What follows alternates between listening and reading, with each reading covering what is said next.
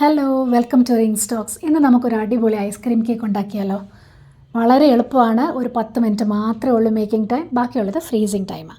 അപ്പോൾ നമുക്ക് വീഡിയോയിലേക്ക് കിടക്കാം. ഒരു പാക്കറ്റ് ഓറിയോ ബിസ്ക്കറ്റ് ഒരു മിക്സിയുടെ ജാറിലിട്ട് ഒന്ന് പൊടിച്ചെടുക്കാം. ഇതിലേക്ക് 1 സ്പൂൺ ബട്ടറും കൂടെ ചേർത്ത് ഒന്നുകൂടെ പൾസ് ചെയ്തെടുത്തിട്ട് ബട്ടർ പേപ്പർ കൊണ്ട് ലൈൻ ചെയ്ത് ഒരു കേക്ക് ടിന്നിനകത്തേക്ക് ആ ക്രംസ് ഇട്ട് ഒന്ന് നിരത്തി കൊടുക്കാം. ഒരു ചെറിയ പാത്രമോ ഗ്ലാസ്സോ യൂസ് ചെയ്ത് ക്രംസ് നന്നായിട്ട് പ്രസ് ചെയ്ത് നമ്മുടെ ഐസ്ക്രീം കേക്കിൻ്റെ ബേസ് ലെയർ ഉണ്ടാക്കിയെടുക്കാം. നിങ്ങളുടെ കയ്യിൽ ചോക്ലേറ്റ് സ്പഞ്ച് കേക്ക് ഉണ്ടെങ്കിൽ ബേസ് ലെയറിനായിട്ട് അത് യൂസ് ചെയ്താലും മതി. ഇനി ഇതൊന്ന് സെറ്റ് ആവാനായിട്ട് നമുക്കൊരു 10 മിനിറ്റ് നേരം ഇത് ഫ്രീസറിലേക്ക് വെച്ച് കൊടുക്കാം. ഇനി ഒരു ബോളിൽ 1 കപ്പ് നന്നായി തണുപ്പിച്ച വിപ്പിംഗ് ക്രീം ചേർത്തിട്ട് ഒന്ന് ബീറ്റ് ചെയ്തെടുക്കാം. ഞാൻ യൂസ് ചെയ്യുന്നത് അമൂലിൻ്റെ വിപ്പിംഗ് ക്രീമാണ്. അത് പ്യുവർ മിൽക്ക് ഫാറ്റിൽ നിന്ന് ഉണ്ടാക്കുന്ന ക്രീമാണ്. നോർമലി നമുക്ക് വാങ്ങാൻ കിട്ടുന്ന വിപ്പിംഗ് ക്രീം മിൽക്ക് ക്രീം അല്ല. അതിന് പകരം വെജിറ്റബിൾ ഓയിൽ, ഇമൾസിഫയേഴ്സ്, ഷുഗർ, സ്റ്റെബിലൈസേഴ്സ് ഒക്കെയാണ് അതിലുള്ളത്. സ്റ്റെബിലൈസേഴ്സ് ഉള്ളത് കൊണ്ട് അത് പെട്ടെന്ന് വിപ്പായി കിട്ടും. പക്ഷേ പ്യുവർ മിൽക്കിംഗ് ക്രീമാണ് കുറച്ചുകൂടെ ഹെൽത്തിയർ. ക്രീം ബീറ്റ് ചെയ്ത് തിക്കായി വരുമ്പോൾ ഇതിലേക്ക് 1/2 കപ്പ് ഫ്രഷ് ക്രീം കൂടി ചേർത്ത് കൊടുത്ത് വീണ്ടും ബീറ്റ് ചെയ്യുക.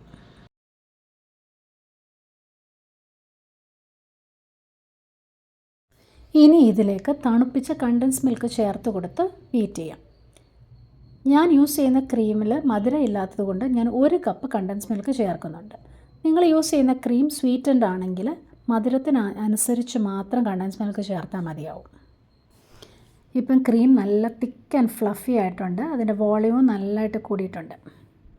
ഇനി ഇതിലേക്ക് 1 സ്പൂൺ വാനില എസൻസ് ചേർത്ത് കൊടുത്ത് ബീറ്റ് ചെയ്യാം. എസൻസ് നന്നായിട്ട് മിക്സ് ആയിക്കഴിഞ്ഞാൽ ഇതിനകത്തേക്ക് ക്രഷ് ചെയ്ത് വെച്ചിരിക്കുന്ന ഓറിയോ ബിസ്ക്കറ്റ് ചേർത്ത് കൊടുക്കാം. ഞാനിപ്പോൾ ഒരു 1.5 പാക്കറ്റ് ഓറിയോ ബിസ്ക്കറ്റാണ് ചേർത്ത് കൊടുക്കുന്നത്. ഇത് ഒരു സ്പാറ്റുല വെച്ച് നന്നായിട്ട് ഇളക്കി മിക്സ് ചെയ്തെടുക്കുക.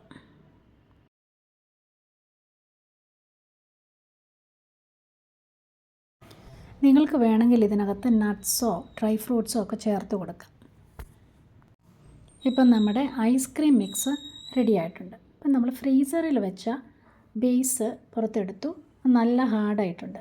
ഇതിൻ്റെ മുകളിലേക്ക് ഐസ്ക്രീം മിക്സ് ഒഴിച്ചു കൊടുക്കാം. കേക്ക് ടിന്നിൻ്റെ പകുതി വരെ നമുക്ക് ഫില്ല് ചെയ്ത് കൊടുക്കാം. അതിൻ്റെ മുകൾ ഭാഗം ഒരു സ്പാറ്റുല വെച്ച് ഒന്ന് ലെവൽ ചെയ്തെടുക്കാം. ഇതിൻ്റെ മുകളിലേക്ക് കുറച്ചുകൂടെ ക്രഷ് ചെയ്ത ഓറിയോ ഒരു തിൻ ലെയറായിട്ട് ഒന്ന് ഇട്ട് കൊടുക്കാം. ഇത് ഒരു ക്ലിംഗ് റാപ്പോ അലൂമിനിയം ഫോയിലോ ഉപയോഗിച്ച് എയർ ടൈറ്റായിട്ട് ക്ലോസ് ചെയ്ത് ഫ്രീസറിൽ ഓവർനൈറ്റ് അല്ലെങ്കിൽ മിനിമം ഒരു 5-6 മണിക്കൂറെങ്കിലും വെച്ച് ഫ്രീസ് ചെയ്ത് എടുക്കാം.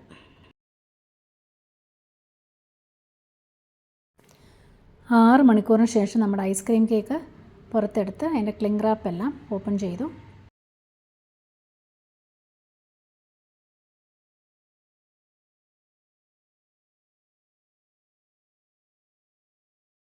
ഇത് നന്നായിട്ട് ഫ്രീസ് ആയിട്ടുണ്ട്. നമുക്ക് ഒരു പീസ് കട്ട് ചെയ്ത് നോക്കാം.